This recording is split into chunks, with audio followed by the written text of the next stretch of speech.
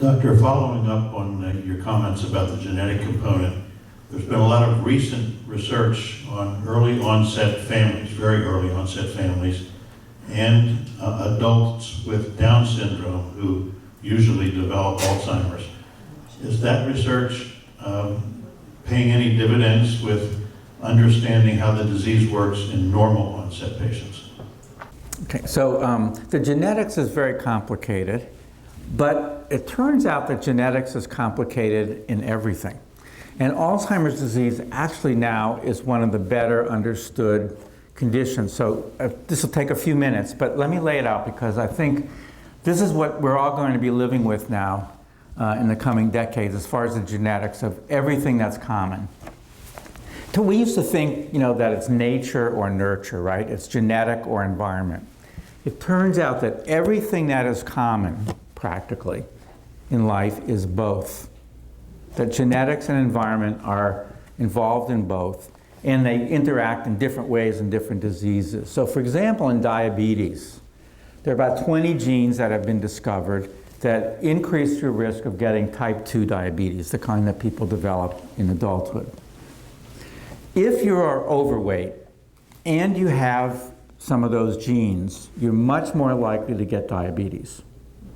So that's kind of environment, right? If you're thin and you have the genes, you don't get it. And amazingly, if you're overweight, have the gene, have diabetes, and lose weight, many of those people, their diabetes goes away. So is that genetic? Is that environment? It's both. Now, in Alzheimer's disease, it turns out that there are 3 pure genetic causes of it that explain maybe 2% of cases. Some people say 5, but I think that's too high. Meaning, this is called an autosomal dominant Mendelian gene. That means if you do inherit the gene, you will get the disease. So this is in 2 or 3% of people. And these individuals almost always develop the disease before age 60. So that's young. In fact, in one of the rarest of these mutations, people develop it in their 30s.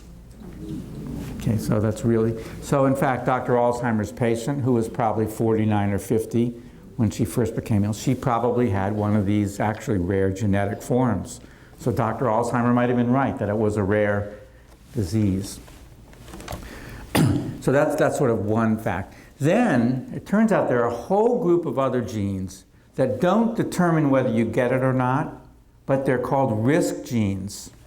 And the most well-known of these is one called the ApoE gene. So this is a normal gene that we all have. All genes make most genes make proteins. And this ApoE gene makes a protein that carries cholesterol. Now, cholesterol is not all bad, it's good. Every nerve cell has cholesterol in the cell membrane, so it's actually good. But this particular ApoE gene comes in 3 different forms that are called 2, 3, and 4. Now again, they're all normal. But if you inherit the 4 gene, your chances of getting Alzheimer's disease are about 2.5 times higher than someone who doesn't have it. And if you get a 4 gene from both your mother and your father, your chances of getting Alzheimer's disease are about 12 times higher than someone who doesn't have it.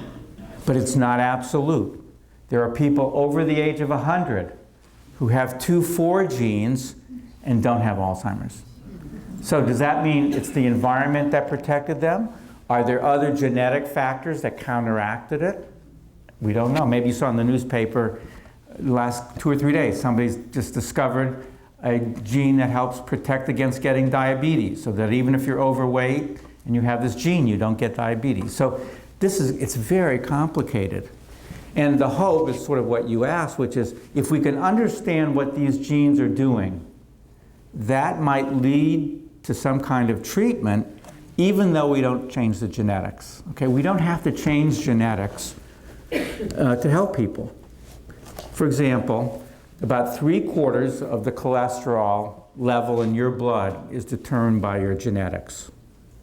Okay, so you could go on a total vegetarian, no cholesterol diet, and if you're genetically predisposed to have high cholesterol, you're going to have high cholesterol. Now, 25%, that's nothing to scoff at, but that's all we can control in our cholesterol is about a quarter of it. 3/4 is genetically determined. Well, so lots of people have to take statin medicines to lower their cholesterol. Right? So you can be genetically predisposed to have a high cholesterol, and that predisposes you to a stroke and heart attack. If we lower the cholesterol, we lower your risk of stroke and heart attack. So that's the hope, that by studying all these genes, we can figure out a way around it. As you said, people who have Down syndrome, 100% of them develop the brain changes of Alzheimer's disease in their 40s. 100%. Now, the reason has been known for a long time, because that amyloid protein is made by a gene on chromosome 21. And Down syndrome is caused by having 3 copies of chromosome 21 rather than 2. Okay? So the thought is, well, those people with Down syndrome, they're making 50% more of that amyloid protein than normal. And somehow making that extra causes the plaques and tangles in the brain. Now, many people with Down syndrome do not develop dementia until their 60s. So this is another piece of evidence that something is developing in the brain for a long time before the first symptoms develop. So again, the hope would be that we could figure out a way to stop the bad process, even though the genes are working. Thank you, Linda. I read somewhere that they use a nicotine patch for symptoms. Yeah, this has been studied over about 10 years, and there have been a few positive studies, but there also have been some negative studies. So I think it's not clear. The thing about nicotine is it's a little bit relevant to the drugs that are approved for the treatment of Alzheimer's disease, Aricept and Razidine and Exelon. Those drugs all work by increasing a chemical called acetylcholine in the brain. And doing that does help improve a little bit some people's memory and thinking. Okay.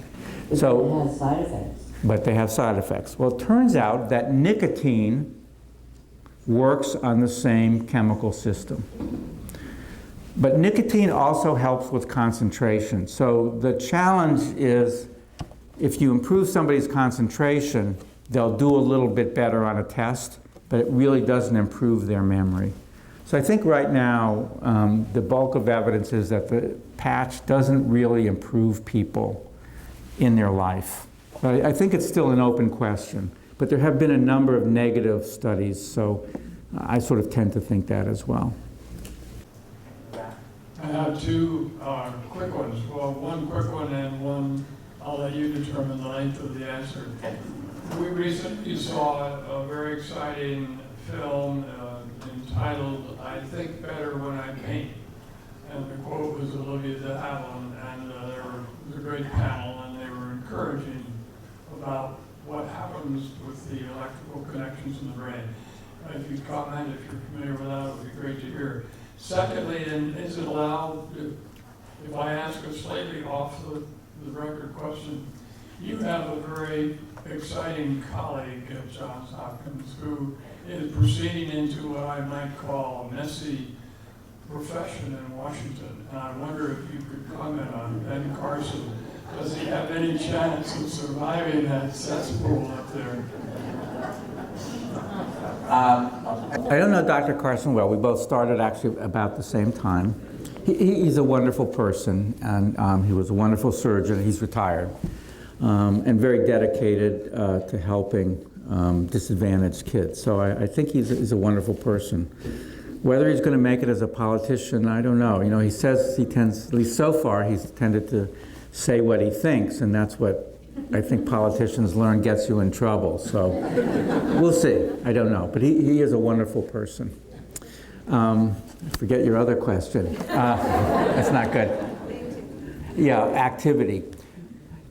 this gets back to this sort of epidemiologic approach. Again, as I mentioned before, if you study large groups of people, it's pretty clear that people who are more physically active, more socially active, and more mentally active, there are more of those people in the no Alzheimer group than in the Alzheimer group.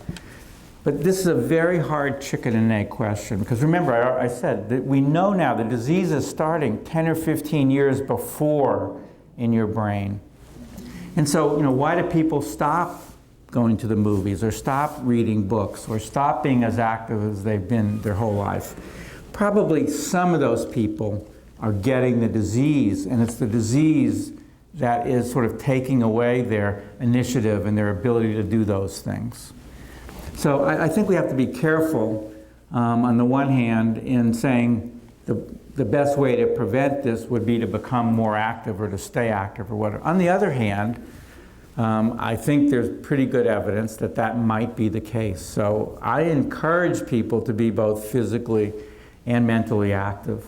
But when somebody really doesn't want to do it, I think, number one, that's telling us it's not going to work anyways. It's like trying to make people exercise. It's hard to do it if you haven't done it your whole life. And a lot of people hate it. Well, they're not going to do it. It's not worth berating them, I don't think. So I think it's important information to know. But I don't think it's realistic to think that that's going to get people who haven't enjoyed painting, for example, to do it. The other thing you mentioned, though, is, and I think this is true, that when you do stimulating activity, whatever it is, whether it's thinking or doing math or doing memory, doing lumosity, if you do brain scans, those areas light up in the brain. And people who do them a lot, you can actually show that over time, that area of the brain lights up a little bit more. Okay? It's a huge leap to go from that, though, to say that that's going to have anything to do with preventing Alzheimer's disease. I mean, I can tell you that if I like to jog and I live in Baltimore, and in the winter, when it's really cold, I don't do it anymore for 2 or 3 months. Well, when I start going back to it, I get poop really quickly. My muscles hurt. After I've gotten back to doing it for a while, it's a lot easier. And I think that's true of the muscles and of the brain. So, but does that mean that in the long run, my muscles are going to stay stronger? Absolutely not. If I stop exercising, within 3 weeks, I've lost most of the benefit of it. So it isn't clear that things like lumosity, and there have been a lot of studies of this now, that even though they can improve your ability to do whatever it is that you're doing, it isn't clear that that generalizes to all your thinking. Matter of fact, most of the evidence suggests that it doesn't generalize. So it makes you better at whatever you're doing, but it's not clear that that's going to prevent, say, Alzheimer's. On the other hand, it is clear that people who have Alzheimer's disease, if they can be stimulated and stay active and busy, they do better, both psychologically and physically, than people who aren't stimulated or can't be. It's just, I think we have to be very careful and not blame the victim. When we try to get people active and involved and they don't do it, that tells me they probably can't. And maybe it's a choice, but I think a lot of times, unfortunately, they just can't get engaged anymore. That's actually their symptom. The single most common psychiatric symptom of Alzheimer's disease is apathy.